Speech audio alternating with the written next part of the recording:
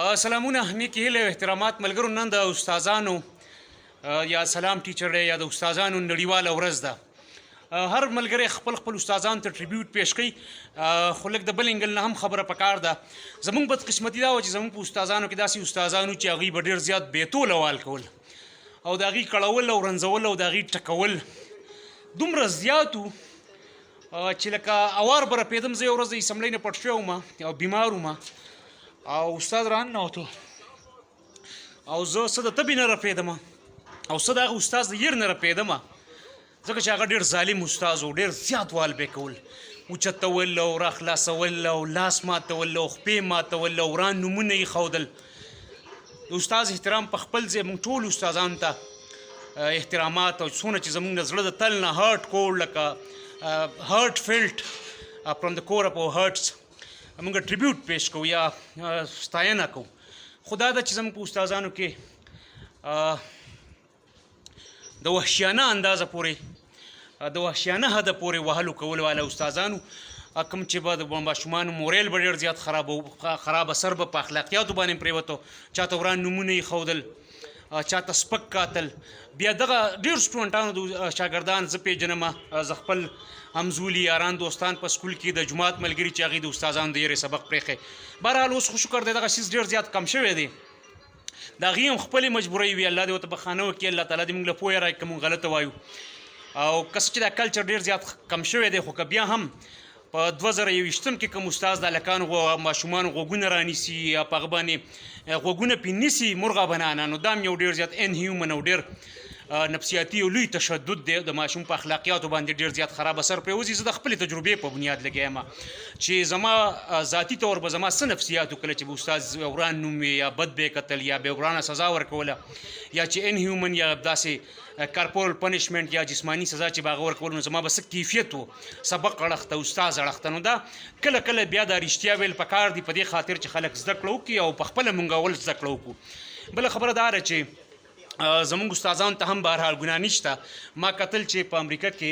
اوسط تنخواه د ټولو نه کمه تنخواه په مهذبو ملکونو کې ایون په هغې کې ټرکي چې کوم دی ترکي هغه هم په ټاپ هغه ملکونو کې دی چې کله چې د ایجوکیشن باندې ډېره زیاته خرچه کېږي چېرته چې د استاد تنخواه $25,000 سالانه ده په ترکي کې زه ترکي خبره کوم د امریکې نه او په امریکا کې چې کوم اوسط دی یعنی کم سے کم اوسط یعنی کم سے کم چې کلکولیټ شوي ده نو هغه $50,000 $48,650 سمثینګ راوند اباؤټ دومره ده یعنی آلموسټ $50,000 سالانه د دې مطلب دا چې دا اویا پنځه اویا لکه سالانه یعنی واته لکه دا سټارټ تنخواه ده د استاد د پرایمري سکول د استاد نو تاسو اندازه لګوئ ظاهره خبره ده دا قانونه بیا چې په استاد تنخواه ډېره ده استاد پرسکون دی د استاد ژوند مالي طور استاد مطمئن دی استاد خوشحاله دی نو دغه قانون بیا ژوند او د هغې سیاست که څه چې موږ ولې شکست ورکړی دی خو دا هم د کتلو ده پکار ده چې د هغې لږ سټیټسټکس د هغې باره کې وګورو چې وپوهېږو چې د هغې ژوند څنګه دی او زموږ ژوند څنګه دی او بده مرغه زموږ په پاکستان کې یا په دې تړوړ کې یا په دې هیوادونو کې زموږ په ملک کې اوس د استاد د پرایمري سکول د استاد سټارټ تنخواه چې ده نو هغه $18,000 ده تاسو اندازه لګوئ چې یو طرف ته واته لکه کم سے کم او دلته چې سټارټ کېږي شروع کېږي د پرایمري سکول د استاد اوس خو دې ته ډېر زیات ایجوکیټډ خلک هم راځي ځکه چې بېروزګاري سیوا ده پي ایچ ډیز راځي پي ټي سي ته پرایمري سکول ټیچرس ته پي ایچ ټي چې ورته وایي یا سی ټي ته یا دغسې یعنی تاسې که چېرته امتحان حالونو ته ټولو زموږ تجربات کېږي او شوي دي چې هلته بلا ډېر پي ایچ ډیز او امپیلز خو داسې ده خدای بلا یعنې ځکه چې بېروزګاري ده پکار ده چې هغوی په د خپل صلاحیت مطابق چېرته بل ځای د قام او یا ولس او یا د ځان خدمت کولی خو هغه بیا په 18,000 غواړي چې یاره بس ځان خپل سر سوري ته کړي ځان له ځای پیدا کړي نو دا ډېر زیات او بیا دغه تنخواه کمې بیا په څلور اووه کلاسونو پرایمري سکول کې یو سټینډرډ دا دی چې دوه استادان به یو ډېر سکولونه داسې شته چې پای کې دوه هم نشته